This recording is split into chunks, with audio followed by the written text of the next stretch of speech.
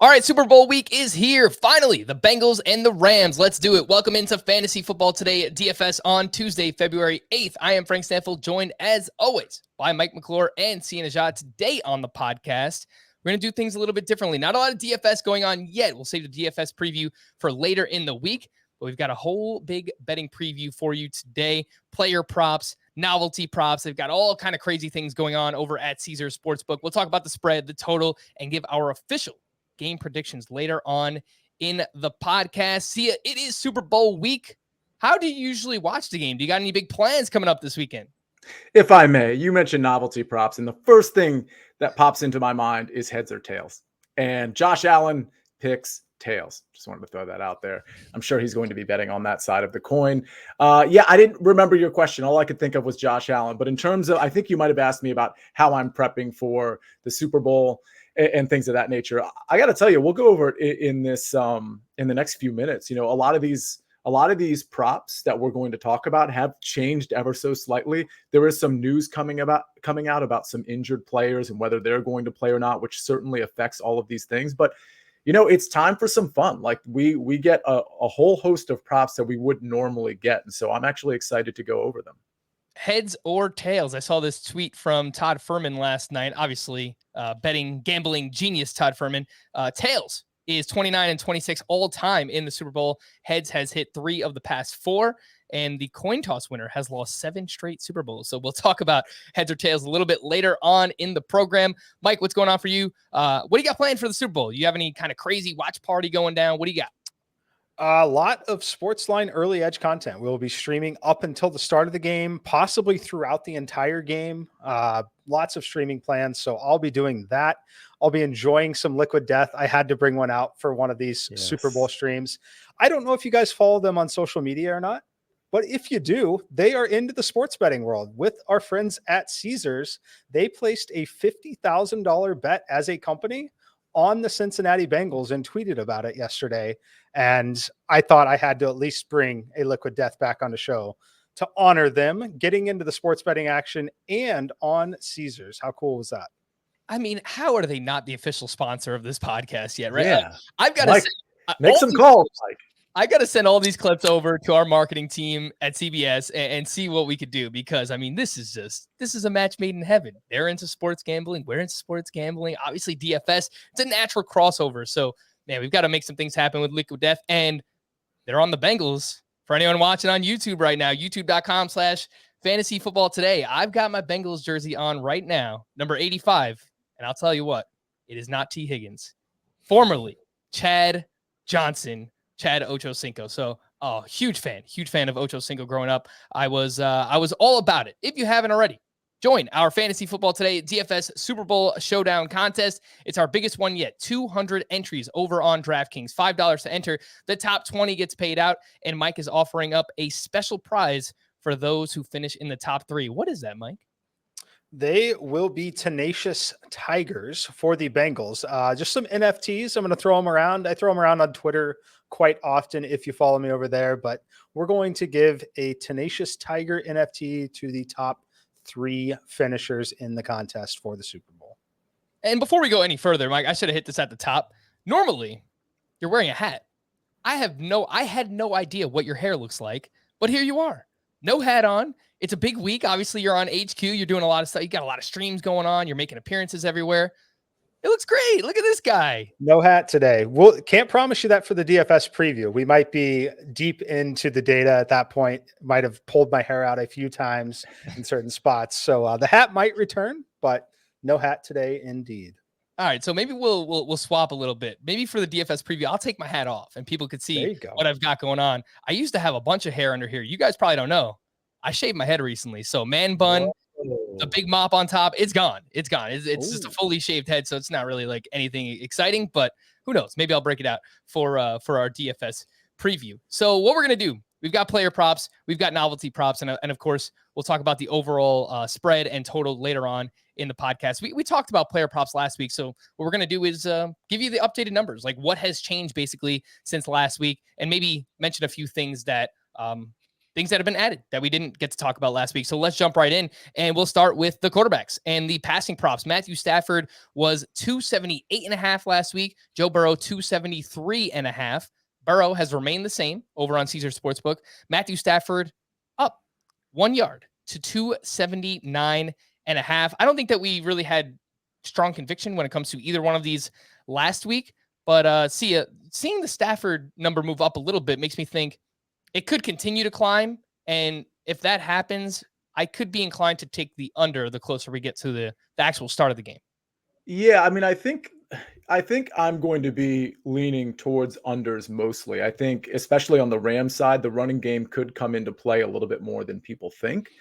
With that said, I mean, the Rams do like to throw it a lot, so it's not like they're going to get away from the pass. But the way the Bengals play defense, I see kind of like a softer coverage approach, allow things underneath, and that's why I think you're right. I think I lean towards Stafford unders. And I think that would probably go, and we'll get to Cooper Kupp in the receiving core, but I think that might kind of trickle out to some of the receivers as well. All right. Well, in terms of passing touchdowns in this game, 1.5 is still the number for both. Not really any change there. QB rushing yards, no change there either. I mean, these are lower lines anyway, so I don't think we're going to get much. But Matthew Stafford is at 5.5. Joe Burrow at 11.5. Mike, I don't remember, but how about we remind the audience? Did you have a lean either way when it comes to Stafford 5.5 rushing, Joe Burrow 11.5 rushing yards? Yeah, I'm not touching the Stafford one. I know that he has the ability to run, but again, it kind of comes down to where you're thinking. And when you look at a spread like this, they are the home team in a Super Bowl. I think there's a very legitimate chance that we see some kneel downs at the end of the game. His number is low enough that we're not projecting a ton of rushing volume. So I think that one's a pretty easy stay away. As far as Joe Burrow, though, I do have some interest there.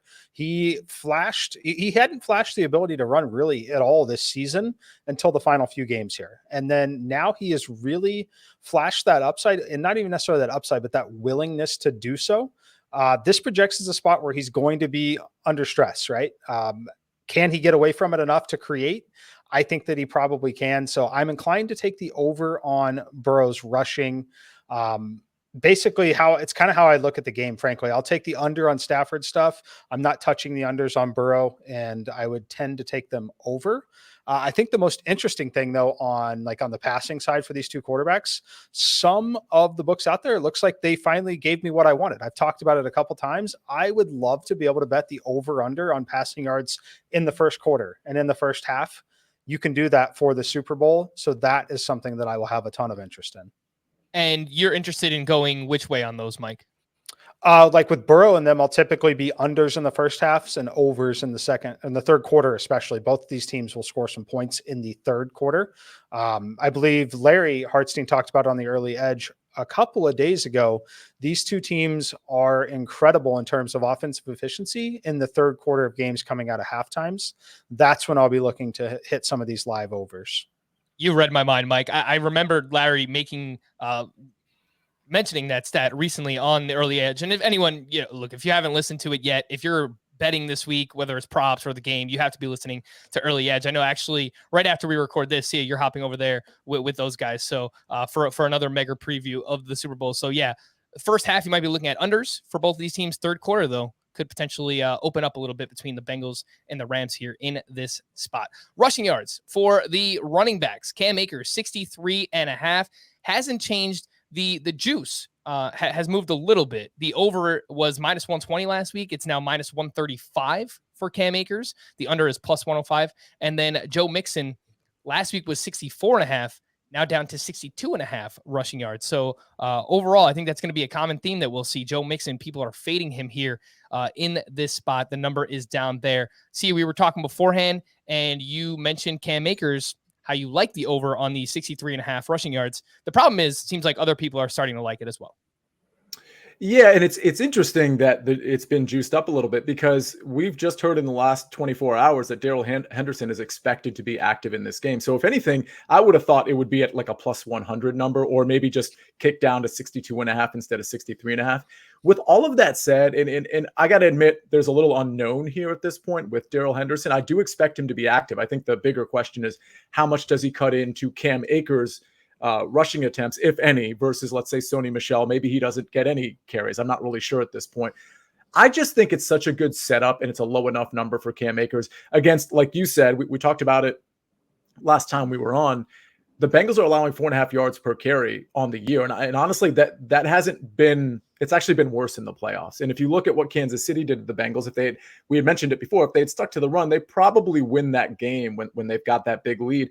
Jerick McKinnon, Clyde Edwards-Helaire, they averaged 5.4 and 6.0 yards respectively on the Cincinnati Bengals. So I don't see a scenario with a good offensive line for the Rams where they just ignore the run here. I know this is a passing team, but I think they're going to be able to run the ball pretty easily here. The Cincinnati Bengals, in terms of allowing explosive plays, they do it via the pass and they do it via the run in terms of allowing those things. So I think Cam Akers is in line for, he doesn't have to get to 17 carries necessarily. I think he could get to 14 or 15 carries and potentially get this number, notwithstanding that his efficiency hasn't really been that good.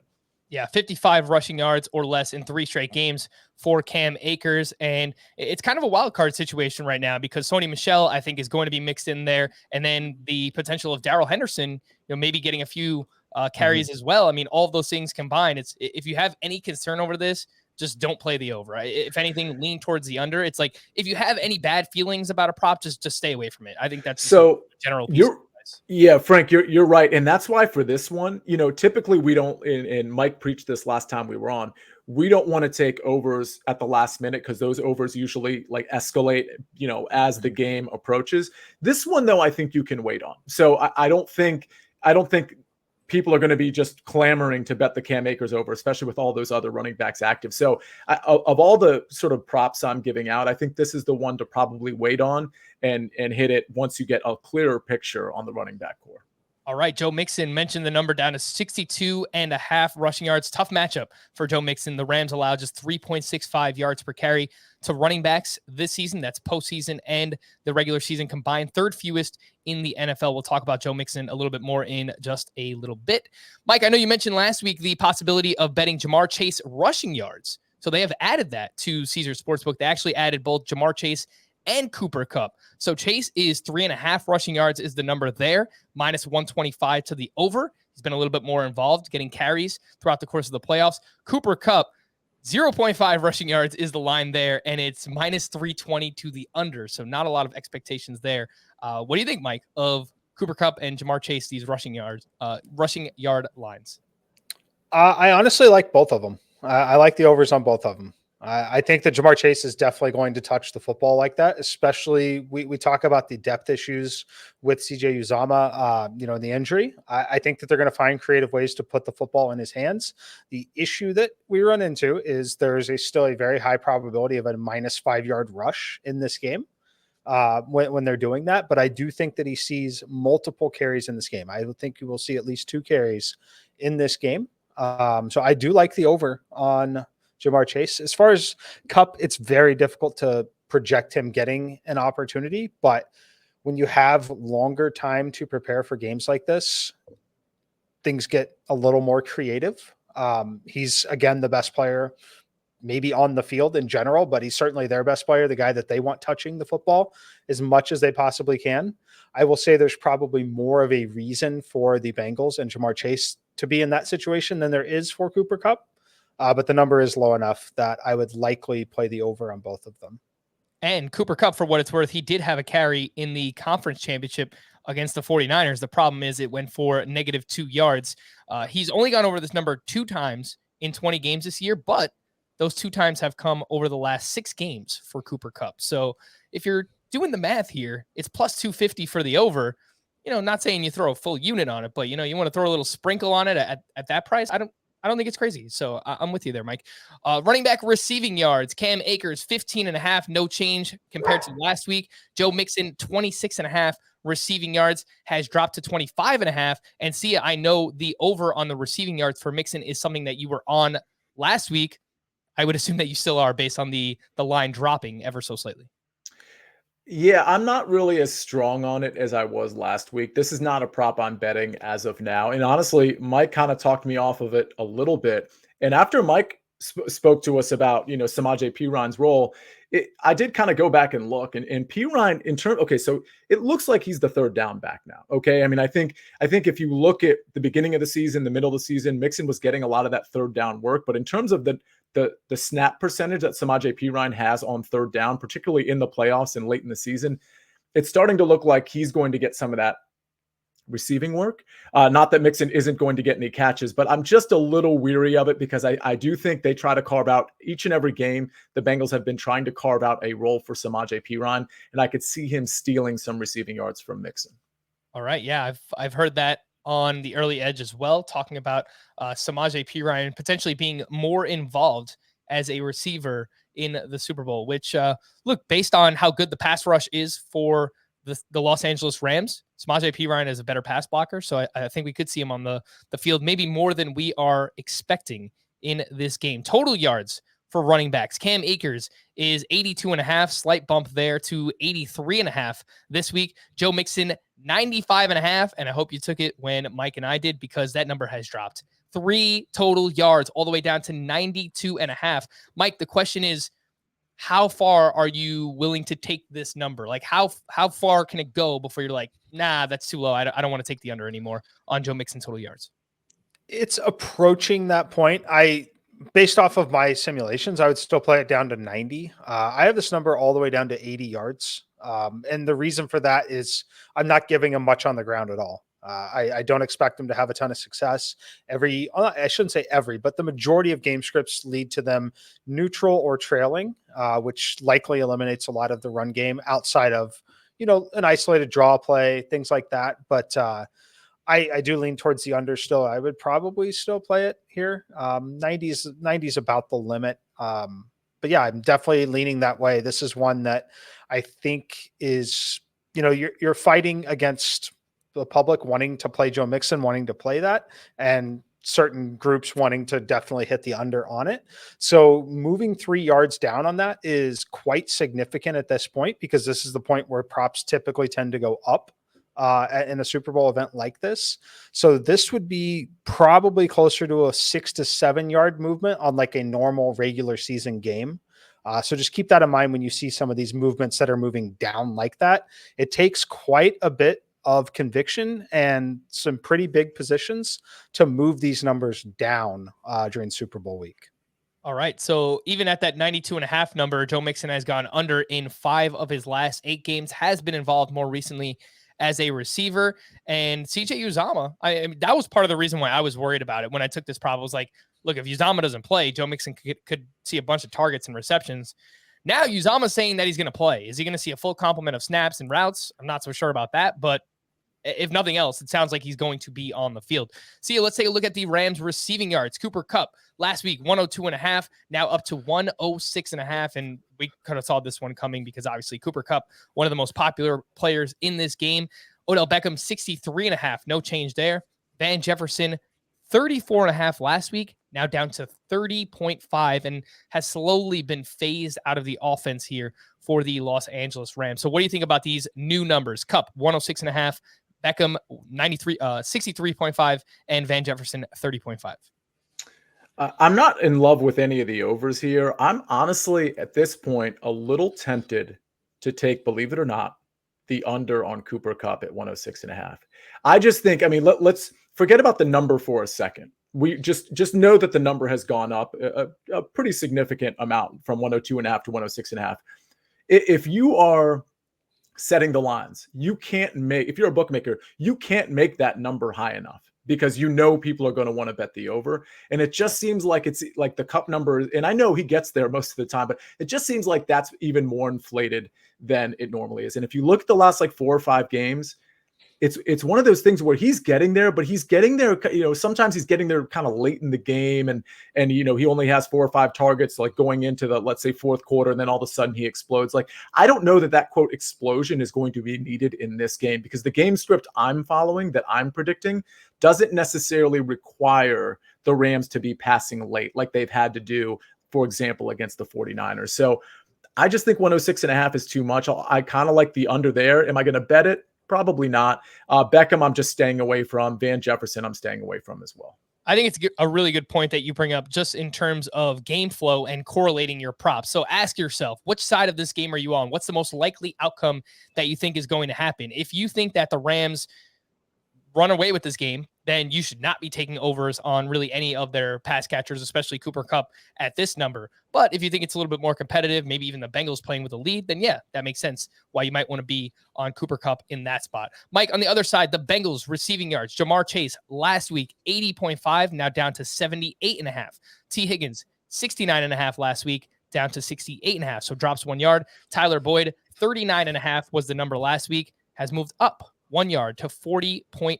Do you have any leans here? Chase, Higgins, Tyler Boyd. It's really tough. I think they're mostly efficient where they're at. The Uzama number would be the one I would have some interest in if it ever gets posted. If we see anything like that, that's one that I would have some pretty big interest in. But you've seen them kind of trickle down, and a lot of it is likely due to Uzama's report potentially being back on the field. You basically see a couple yards shaded each way. I much like the situation, I want to play the Jamar Chase under. I really do. The issue with it is there's just going to be so much opportunity if they're falling behind in this game, right? Just so many, and the big playability, like he can get there. He can get this number on 2 catches, right? Pretty easily. We've seen him do it so many times. So I'm going to elect to not play it, but I do lean under. It's one of those situations I wish I could play live unders in terms of like first quarter, first halves. I would expect the majority of this to come late in the game. But yeah, I can't play any of them. But I am with Sia on the Cooper Kupp situation. I do want to start to play the under here. On that one, though, I do recommend waiting as long as you possibly can.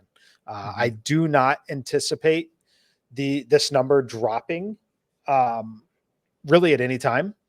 But if it does drop, it'll be super last minute. You might miss out on an additional yard at that point, but you're more likely to get 2 to 3 extra yards in your favor. So I would personally wait on it. I think it could close close to 110 in some spots.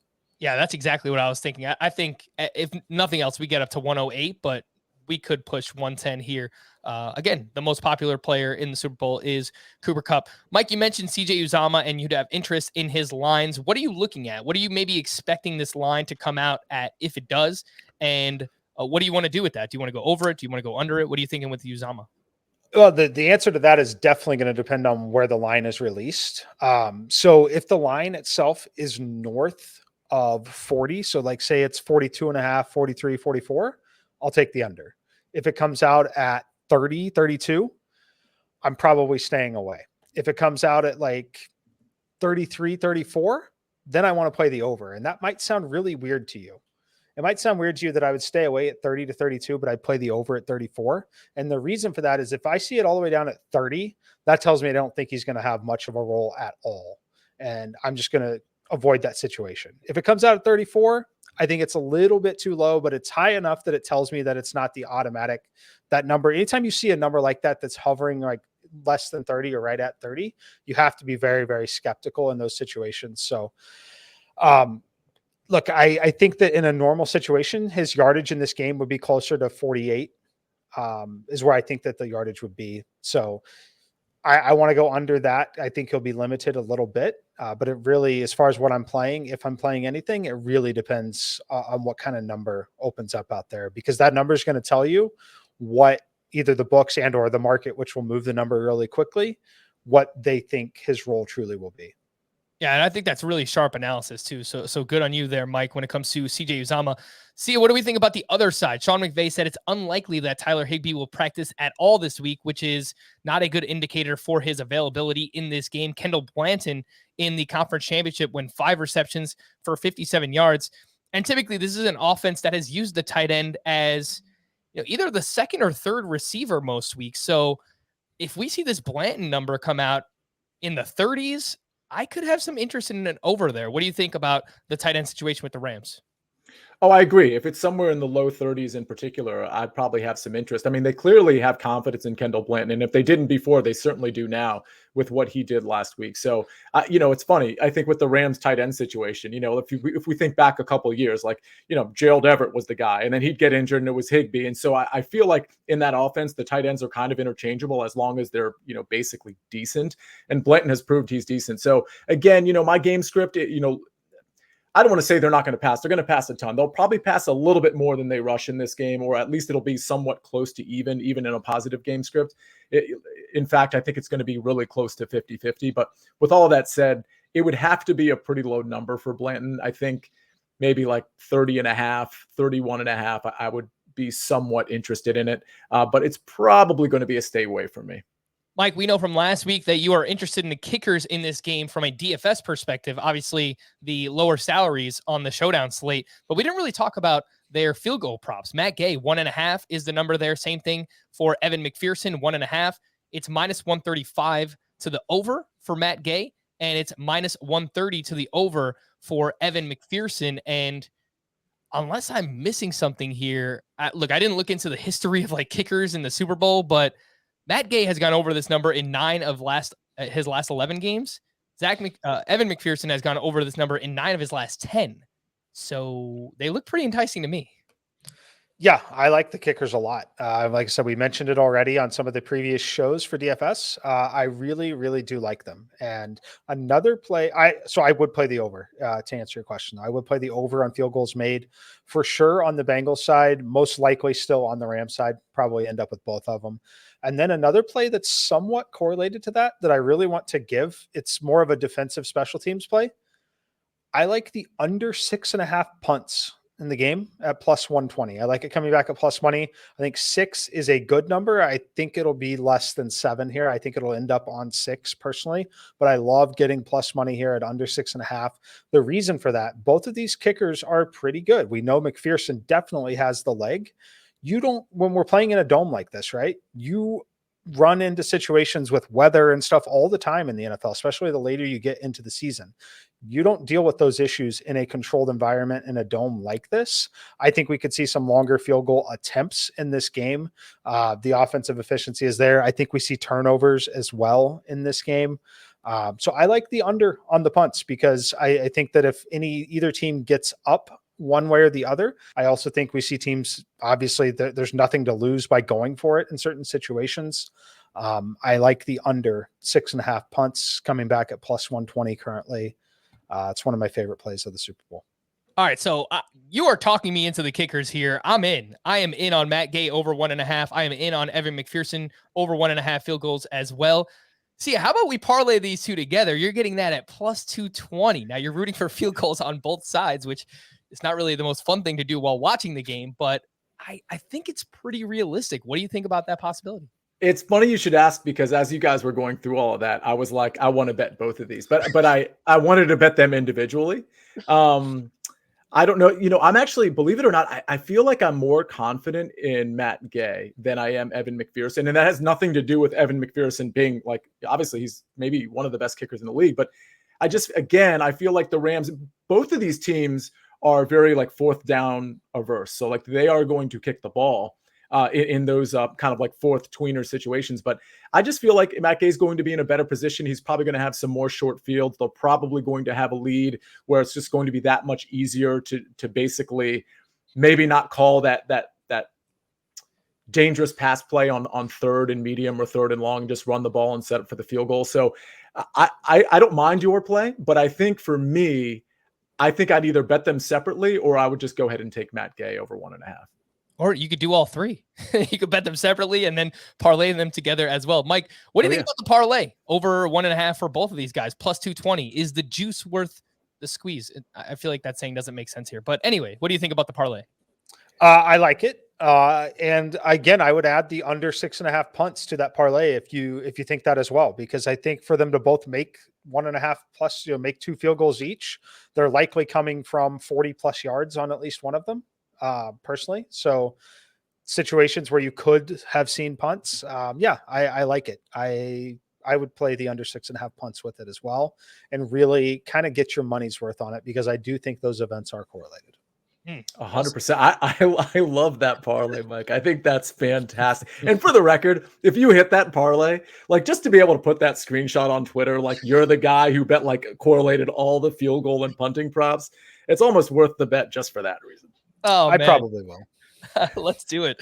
All in on the kickers here. Did you guys actually, since last week, did you actually put in more player props or things that you've actually taken? Because we gave out a few things last week on the end of that podcast. But is there anything that you guys actually added? I did Mixon under 95.5. OBJ longest reception over 22.5. Mike, you talked me into that one.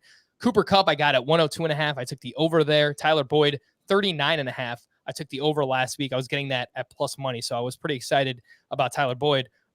I added one more. DraftKings was offering an odds boost on Cooper Kupp to score a touchdown at plus 100, so I hopped on that as well. Sia, where are you at? Is there anything that you've actually played or maybe added since last week? The only thing I've added, so one thing, as far as the Mixon play, I just want to say I did have over 26.5 receiving yards. It's 25.5. Now, I don't hate that play by any means.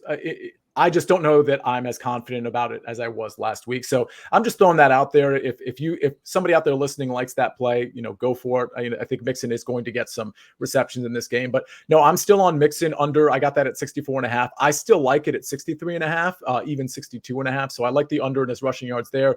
I'm still on Higgins over 5.5 receptions at plus money, plus 100.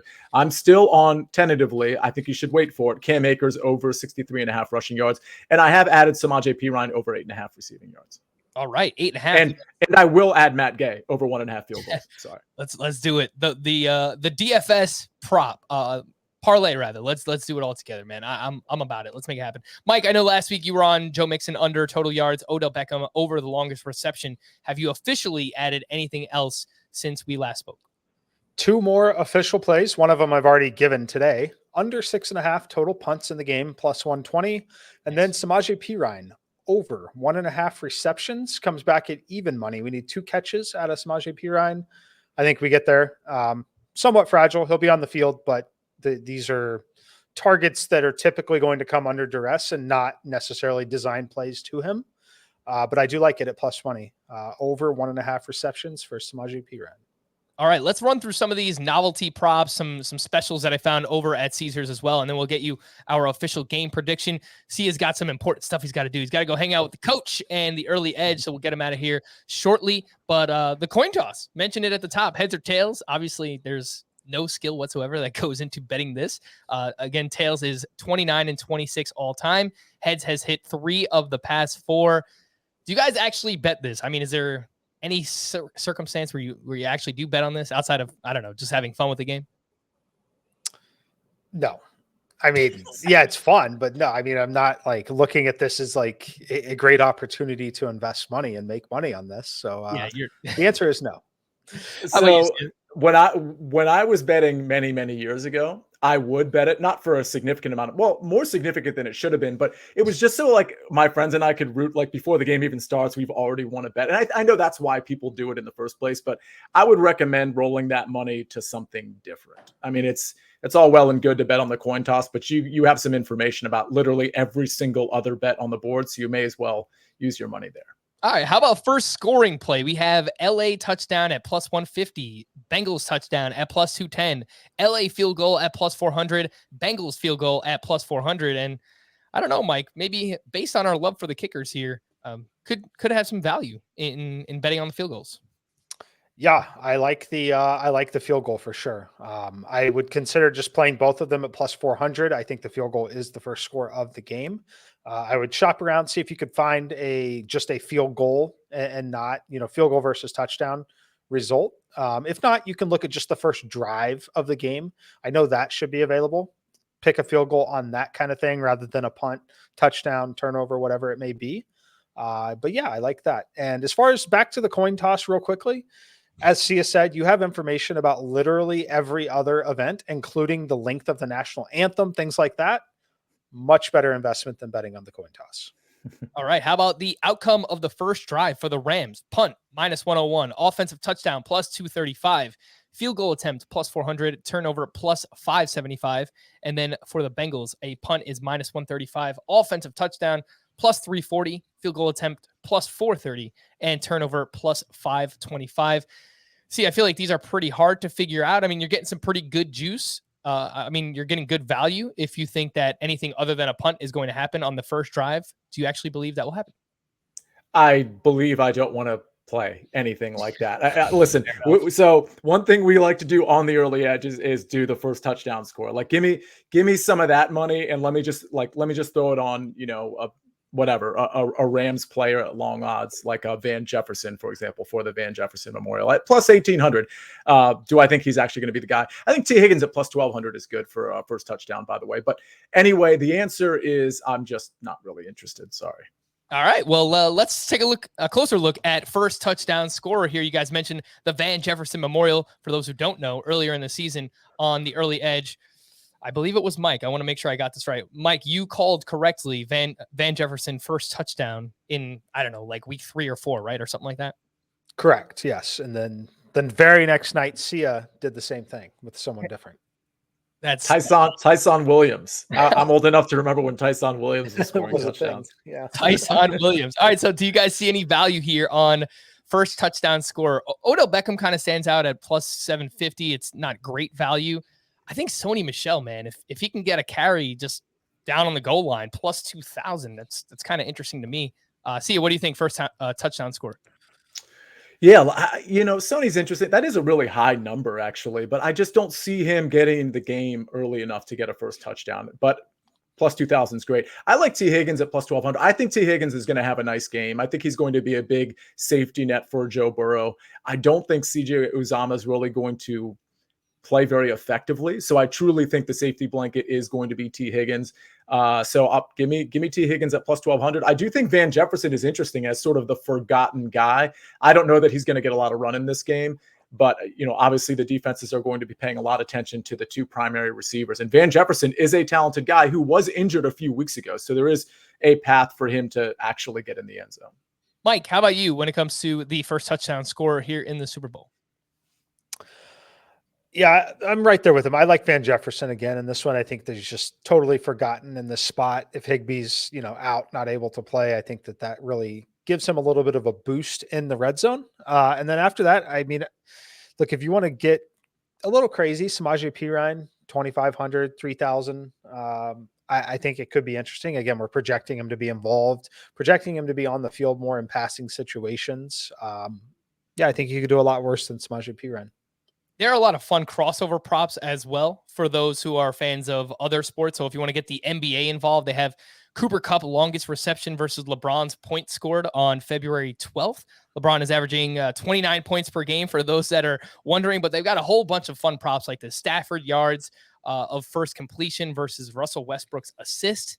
Joe Burrow's yards of longest completion versus Steph Curry's points plus rebounds plus assists on February 12th. The Rams points scored versus Trae Young's points on Sunday, February 13th. I believe that's a 2:00 game against the Boston Celtics. And then Matt Stafford's pass attempts versus Jason Tatum's points plus rebounds on the other side against the Atlanta Hawks earlier on Sunday. So if you want to have some fun with crossover props, they have like 20 of them over on Caesar. So make sure to go check those out. Mike, I don't know if there was anything on these crossover props that maybe stood out to you here that I have listed.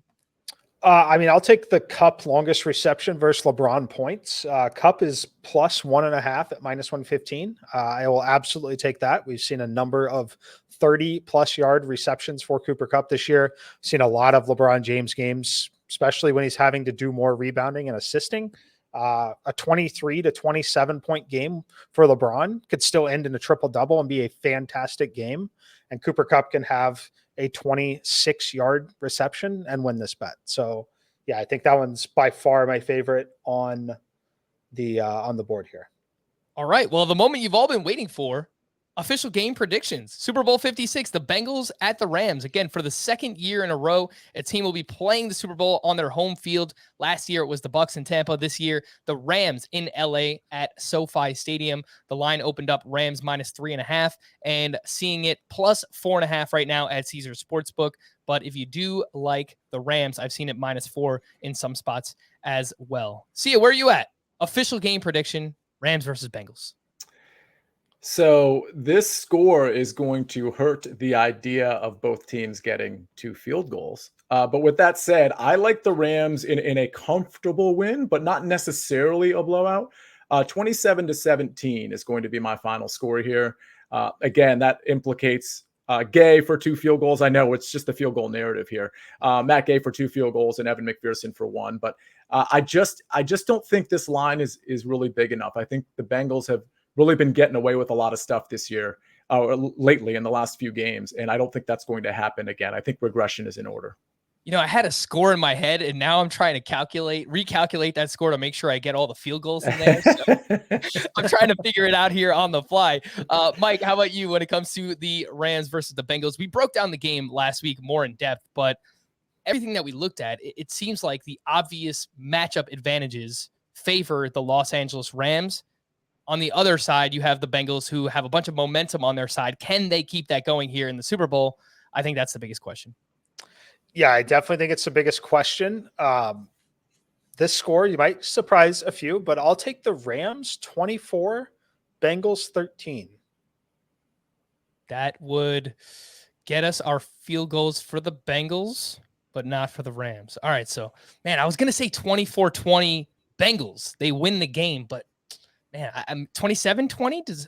That'll get it done, but man, I don't think that's realistic. So I'll stick with my original prediction. I'm still betting the field goals. I like the field goals anyway. I'm going to take the Bengals to win this game. I know everything says that the Rams are the better team in this spot. I think that there's more pressure on the Rams, and I really like how calm, cool, collected Joe Burrow has been throughout this entire process. And I kind of feel like it's the Bengals' time, even though like they just arrived. So I really like the Bengals here in the spot. I like them with the points. I'm going to sprinkle some on the money line. And if you're doing all that, it makes sense to bet Joe Burrow to win the MVP as well, which is something you mentioned last week, Sia. So my official prediction, the Bengals win this game 24-20. I'm the only one. I'm going out on a limb here, but I'm about it. Let's see what happens here in Super Bowl 56. We're going to wrap there. For Sia and Mike, I am Frank. Thank you all for listening and watching Fantasy Football Today at DFS. We'll be back again on Thursday to break down the entire showdown slate over on DraftKings. We will see you then.